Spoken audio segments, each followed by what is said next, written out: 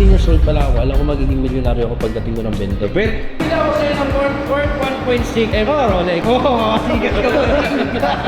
Natawad tayo. Magkano pinakasi dyan? Parang Hive, mas idol ko muna siya kaharap ko eh. Bilis talaga ako sa ni brother. May na, supplier ka ba naman ng yelo eh? Tanga na.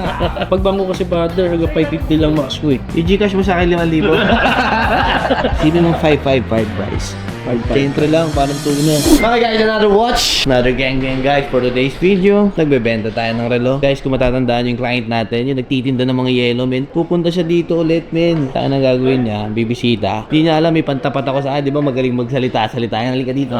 Pare, saan yung bisita ko ngayon, men? Siya, may factory ng yelo. Kita ka na, nalabang ito, magaling magsalita yan, di ba? Hindi na mas magaling na magsalita.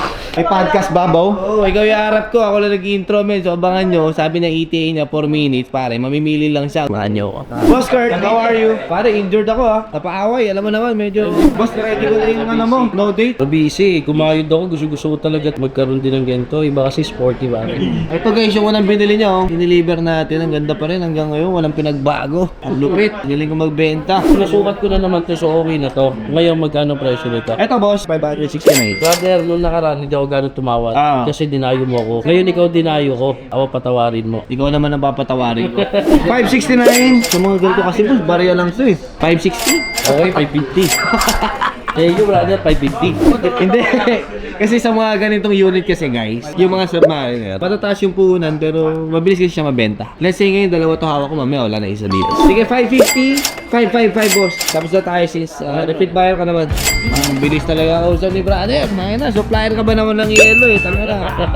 Boss, maraming salamat boss. Boss, anong payment natin? Bank transfer kaya? Pagbangko kasi brother, hanggang 550 lang max ko eh. 550. I-Gcash mo sa akin 5,000.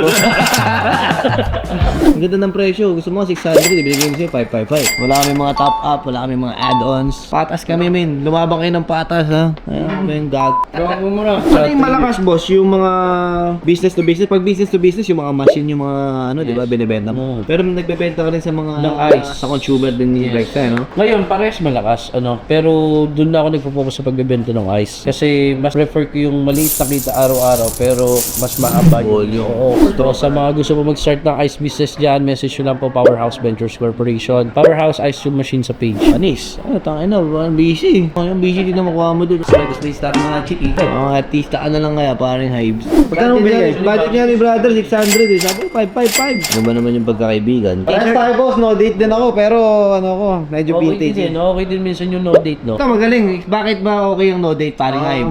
No date kasi madali siyang set. Oras na set mo, you don't need to set a date, you don't need to do anything else. Napaka-simple. Good choice, tapos pasok pa sa budget. Sino mo 555 guys? 5-5. Entry lang, parang tuna. So yun, done deal tayo guys for today's video. Nakita nyo naman, dahil lang kausap. Ano pa nga ba?